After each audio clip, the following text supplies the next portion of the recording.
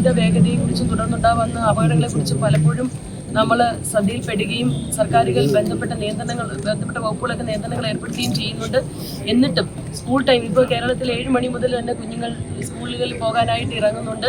ആ സമയത്തൊക്കെ ഇതിന് ലോഡ് കയറ്റിയുള്ള വണ്ടികൾ വരുന്നത് തീർച്ചയായും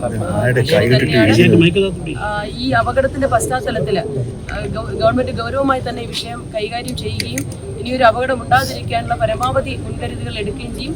ബാക്കി കാര്യങ്ങളൊക്കെ മിനിസ്റ്റർ വിശദീകരിച്ചു. പ്രിയപ്പെട്ട MP സംഭവം അറിഞ്ഞ സമയം മുതൽ ഇവിടെയുണ്ട്. ഇവിടുത്തെ ആളുകൾ എല്ലാ ജനനേതാക്കന്മാരും ഉണ്ട്.